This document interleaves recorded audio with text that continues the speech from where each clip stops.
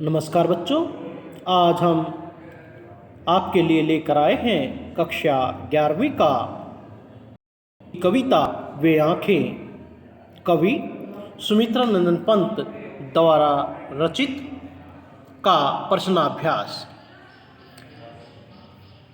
पहला प्रश्न है, अंधकार की गुहा सरीखी उन आँखों से डरता है मन। दूसरा, आमतौर पर हमें डर किन बातों से लगता है। 3, यहाँ पर इन पंक्ति के आधार पर प्रश्न उत्तर दिए गए हैं, इनका उत्तर लिखना है। उन आँखों से किसकी ओर संकेत किया गया है। नंबर 3, कवि को उन आँखों से डर क्यों लगता है। प्रश्न नंबर 4, डरते हुए भी कवि ने उस किसान की क्यों किया है। यदि कवि इन आँखों से नहीं डरता, क्या तब भी वह कविता लिखता। उत्तर, हमें दुख, पीड़ा, वेदना पहुंचाने वाली बातों से डर लगता है।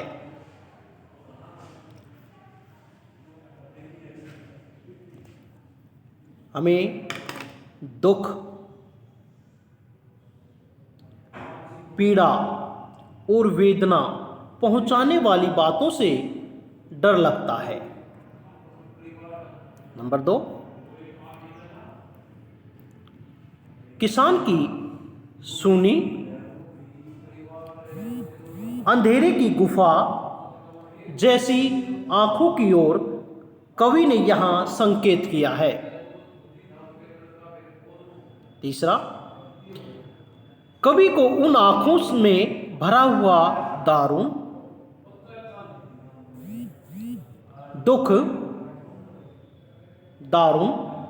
दुख, गरीबी, अभाव, सूनापन आदि को देखकर भय लगता है। प्रश्न नंबर 4, कवि के मन का भय वास्तव में उसको किसान से होने वाली सहानुभूति है। किसान का वर्णन भी कवि इसी उद्देश्य से करता है कि समाज किसान की पीड़ा को जाने और उसे समझकर किसान की दशा सुधारने के लिए कुछ कार्य करे। प्रश्न नंबर 5, डर ही पीड़ा का अनुभव है। डर ही पीड़ा का अनुभव है। यदि वह न होता तो उद्देश्य के अभाव में कवि कविता ही नहीं लिखता। इससे उद्देश्य स्पष्ट होता है। प्रश्न नंबर 2, कविता में किसान की पीड़ा के लिए किन्हें जिम्मेदार बताया है। कविता में किसान की पीड़ा के लिए जमींदार, महाजन व कोतवाल को जिम्मेदार बताया है।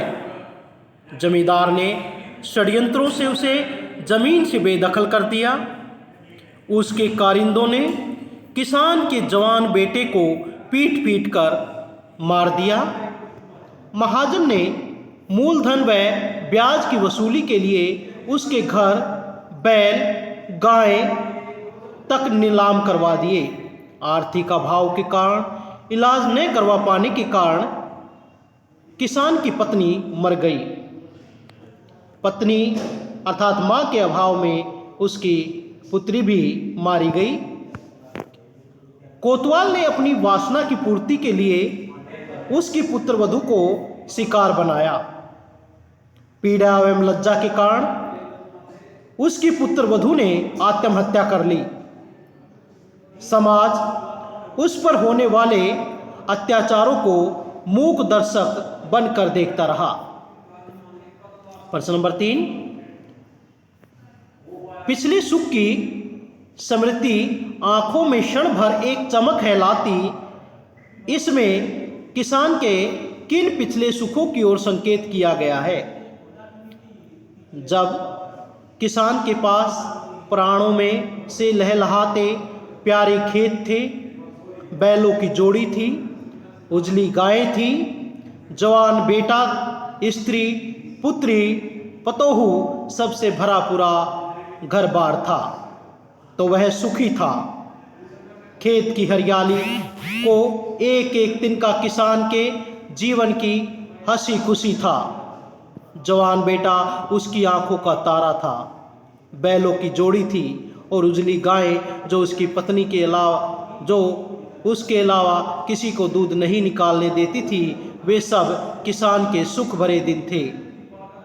इन बातों से उसका मन सुखी रहता था। आज इनमें से कुछ भी उसके पास नहीं है, केवल स्मृतियां ही शेष रह गई हैं। प्रश्न नंबर 4, संदर्भ सहित आशय स्पष्ट करें। उजरी उसके सिवा किसे कब पास दूने आने देती। दूसरा, घर में विधवा रही पतोहू लक्ष्मी थी, यद्यपि पति घातिन। तीसरा, पिछले सुख की स्मृति आंखों में क्षण भर एक चमक है लाती, तुरंत शून्य में गढ़ है चितवन, तीखी नोक से दृश्य बन जाती। संदर्भ, प्रस्तुत काव्यांश पाठ्य पुस्तक आरोह भाग 1 में संकलित कविता वे आंखें से लिया गया है। इसके रचयिता सुमित्रानंद पंत। इन पंक्तियों में महाजनी अत्याचार से पीड़ित किसान की उजरी गाय की दुर्दशा का वर्णन किया गया है। आशय, कवि बताता है कि किसान का अपनी गाय के साथ विशेष लगाव था। गाय भी उससे अत्यधिक स्नेह रखती थी। वह उसके बिना किसी और को दूध दूहने नहीं देती थी। नीलामी के बाद उसने दूध देना बंद कर दिया। संदर्भ, प्रस्तुत काव्यांश हिंदी की पाठ्य पुस्तक आरोह भाग 1 में संकलित वे आंखें से लिया गया है। इसके रचयिता सुमित्रानंद पंत हैं। इन पंक्तियों में किसान के बेटे की हत्या का दोषी उसकी पुत्रवधू को बताया जाता है। पर होने वाले अत्याचारों की पराकाष्ठा है कि किस प्रकार से समाज में नारी को के पति के मर जाने पर उसकी हत्या का उसे ही दोषी माना जाता है। किसान के घर में सिर्फ विधवा पुत्रवधू बची थी। उसका नाम लक्ष्मी थी, परंतु उसे पति को मारने वाली कहा जाता है। समाज में विधवा के प्रति नकारात्मक रवैया है। कसूर न होते हुए भी पुत्रवधू को पति घातिन कहा जाता है। संदर्भ, काव्यांश हिंदी की पाठ्य पुस्तक आरोह भाग 1 कविता वे आंखें सुमित्रानंद पंत द्वारा रचित हैं। इसमें कवि ने भारतीय समाज में किसान के भयंकर शोषण व दयनीय दशा का वर्णन किया है। किसान जब पिछले खुशहाल जीवन को याद करता है, उसकी आंखों में एक क्षण के लिए प्रसन्नता की चमक आ जाती है, परंतु अगले ही क्षण जब वह सच्चाई के धरातल पर सोचता है, वर्तमान में झांकता है, तो उसकी नज़र शून्य में अटक कर रह जाती है। वह विचार शून्य होकर टकटकी लगाकर देखता है और नज़र तीखी नोक के समान चुभने वाली हो जाती है। धन्यवाद।